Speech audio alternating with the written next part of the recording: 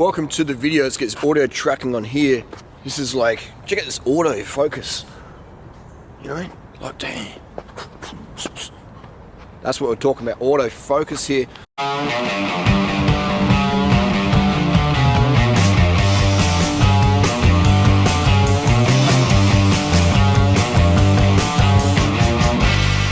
Današnji video započinjemo sa skalom hidratacije. Da li sam dovoljno hidrirana? Ciljajte da vam urin bude providan i da piškite minimum 10 puta dnevno. Neka vam ishrana bude bogata svežim voćem i povrćem. Pre svakog obroka popijte litru vode. Hvala. If you like this video, don't forget to like, comment and subscribe. Alright, just enough trolling. We're filming on the Sony FEX with a 2470 FE GM2 lens.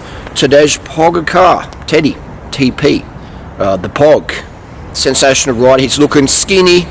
He's looking like he's on that durianrider program, looking lean. This is the leanest I've ever seen Tadej. Even when I rode with him back in, he was here in Adelaide, I think it was 2019 at Corkscrew Road with the UAE and that. You know, he was slim, but he's looking lean now. He's looking ready today to rip up the Tour de France, and he will, except maybe for some disc brake issues or some corona things. This is crazy, man. It's crazy. It's insane. Anyway, should he, this, by the way, we're in Adelaide, Australia, if you can't tell, it's winter, the leaves are gone. You're probably watching this in Northern Hemisphere, and I really appreciate my audience, alright? I'm here not for approval. I mean, I like approval, we all do, but I don't live for approval. That's why I don't die by rejection. I'm here to tell you the truth, alright? I'm here to say how it has to be said. I'm here to say what needs to be said. So these are my opinions based on 25 years racing, you know, being a bike mechanic, being a total bike geek. I've never ever had a driver's license. I have road disc, I have all the bikes, man, all the bikes. I ride all the brands. You see it in my videos. Friends in the industry, blah blah blah blah blah. You know, colleagues, peers in the industry, worked in the bike industry for a long time. I'm buying and selling bikes almost every day. I just love it. Road disc. Right, I've done enough videos on that. Let's talk about enough videos for this week. Let's talk about Tadej. Should he use disc brakes for the Tour de France or rim brakes? We saw in the Tour of Slovenia. Go watch Lantern Rouge's channel. Lantern Rouge, another YouTuber I helped get up on there from day one. Lantern's done a really good job. Go check out his channel, Lantern Rouge. And he did a video about Tadej. Understandably, you know, Patrick Lantern Rouge, he's got to follow a certain level of narrative. He's got the ASO. He's got the, you know, he's part of the furniture, big time now. So he got to, you know, be a little bit PC enough. That's fair enough. We understand that. I don't. All right? And that's not a good thing or a bad thing. It's just an is thing. It's like disc brakes are great for dirt, rim's great for road. All right? And so Tadej, why change the formula? All right? Why should he change the formula today? Pogacar. Why should Pog change the formula? He won the Tour de France with rim brakes. Okay, we saw him almost crashing out of Slovenia. His brakes are locking up. He's got a really skinny tubular tyre there, probably 120 to 130 psi. It's an Italian team, race out of Emirates, but it's Italian. All right, it's Italian flavour. Okay, it's Lamprey. It's an Italian. But a lot of people don't even know what Lamprey is. What Lamprey cycling team was. So that's the UAE's the new Lamprey, alright? It's the same orchestra, it's the same deal, same traditions, okay? Tubulars, high pressure, race tyres, and using disc brakes on that is dangerous. And these guys are skilled. People are like, oh, you got to learn how to use the brakes properly. The same noobs who write that don't even probably know what this team was, or what Lamprey was, or whatever. You know, they're and we're all noobs at some point, right? But stop pretending to be an expert, man. Right? Use your freaking brain. The bike industry is so crap right now because it's so easy to scam these noobs, man. It's so easy to scam these. You can sell all these bikes are made in China. The frames are made in China. Colnago, Pinarello, Specialized, Windspace, they're all made in China. Depends on how much you're going to pay for that bike. Up to you, okay? But these noobs out there, they're paying, you know, 5,000 Australian or 9,000 Australian for a frame that's made in China are the same people who think hydro disc is a good for a tyre, a 25mm tubular for the World Tour riders. 32, yeah, cool, But it's in the wet here today. I mean, there's no way I'll be riding disc brakes with a road tyre today. Because if you've got a panic brake, you've got no modulation, you're on, you're off, okay? With rim brakes, you can grab it and you've got that sort of like, okay, we're gonna stop, With disc brakes, you grab on it and you're like sliding straight away, okay? Because your tyre's so skinny. On the e-bike, I've got a big fat tyre, I can just grab the anchors, it just pulls up, boom, really, really good. But on a road bike, man, try it. Try the race tyres. Well, I use 40mm tyres on my road bike. My Trekker Monda has 40mm tyres. Yeah, that's great. But they're racing on 25s, okay? Performance tyres, performance PSI and performance conditions, and performance speeds. It's dangerous. So I think Tadej should not be on disc brakes. I don't think any World Tour rider should be on disc brakes. And World Tour riders come to me all the time and say, yeah, you're right, but we've got to do our job. We don't have any say, okay? And so at the same time, it's fair that all the riders are on disc brake now on the road stages, so they've got the same dangers and risks. But man, that's bullshit though, because pro cycling is so dangerous as it is, man. It's so dangerous as it is. Pro cycling, in my opinion, has been destroyed by these greedy, fat, banker, I won't swear, you know what I mean? These people just the riders are total disposable. If you're a rider, you have a bad crash, thanks, see you later. You got your money, see you, bye-bye. Next Russian, next Slovenian, next Australian, next American kid. You get busted for doing the compounds you got to do to be at a certain level. See you later, we don't want anything to do with you. But you're doing what you had to do to keep your job, to perform the level. It's performance-based, people. It's about money and sales and victories and points, okay?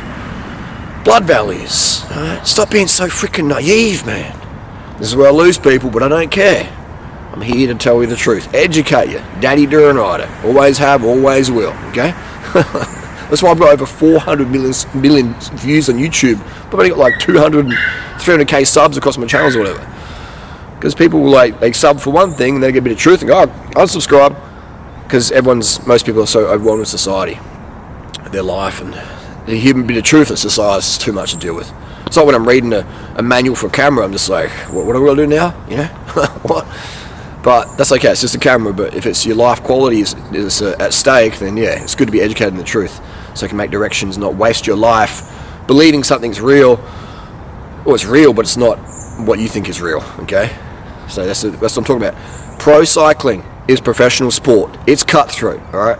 Sponsors' rights over athletes' rights. Athletes are disposable. Sponsors pay the sport. They're in there to make money. They make products in this camera is 9,000 Australian dollars. It's made in Thailand by workers who earn $10 a day, okay? And the reason why it costs so much is so only a certain amount of people can buy them, and they're rare, and it's called Veblen goods. And people, it's a fancy camera, I want that was $9,000. Oh my God, you must be a doctor, you must be a lawyer, you must be a crackhead YouTuber standing in the tennis court. Yeah, I am. So that's what we're living in. So understand it. So now when I watch pro cycling, I feel for the riders more than ever before, because the technology is dangerous. Road disc in the World Tour is dangerous. There's so many crashes, there's so many more concussions, it's so cutthroat. And now with social media, just like I called it back in 2012, I said social media is going to be so important for riders in the future.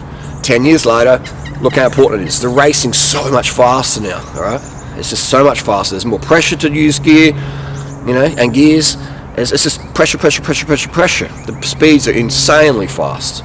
Last year we saw the second fastest Tour de France ever, and the bikes are heavier, the heaviest since almost like 1992, 1993, okay? What's the aero technology? Oh my God. Bike brands have been saying, this year's bike saves 40 watts over an hour.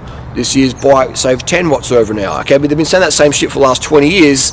That means that the bike should be saving 400 watts or 200 watts over the hour at 40k an hour. It's just, use your logic, people. Use your logic, okay? Enjoy it for what it is.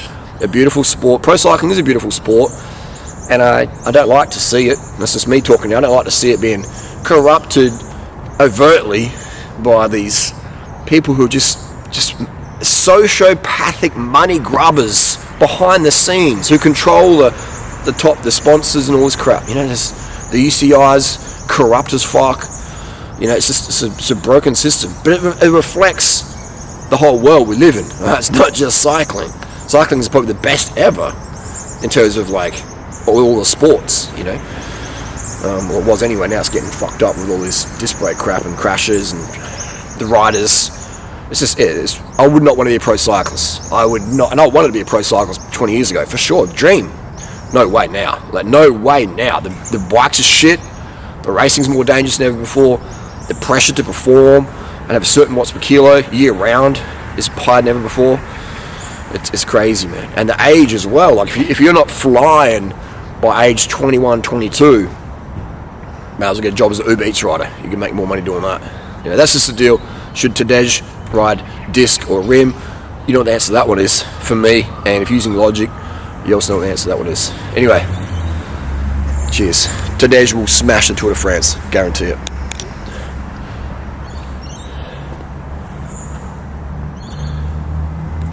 And another thing as well is like the mainstream media doesn't really care about the riders. Like if a rider gets busted doing drugs, I'm over here saying, yep, that's just what you got to do. Cycling Tips, blah blah blah, GCN, whoever. And again, it's not any particular staff member. I've got friends and those who work for those brands. Oh yeah, colleague friends. They're like those brands like, oh yeah, we got rid of Lance, we got rid of Conador, we got rid of blah blah blah, and they leave the comment section up just slamming people, full cyberbullying style. And it's like, man, you guys are fucked, man. If it wasn't for drugs and sport, none of these cycling brands would exist, man. It's just the reality, man. If Lance Armstrong wasn't pinning EPO, didn't have a Dr. Ferrari Association, you know, we would have had an American win the Tour de France. You know, same with Greg LeMond. You think Greg LeMond was natty? You think you're gonna come from America and walk into the European doping culture and just do it as a clean rider? The fourth fastest Tour de France time trial on the very last day. Champs-Élysées, what a ride that one was. Epic. That's just how it is, man. There's drugs in sport, alright? There's drugs in sport. When people get caught, don't trash them. Understand, that's just how it is, man, alright? If you don't dope, you won't cope at the top. There's people on Strava, man.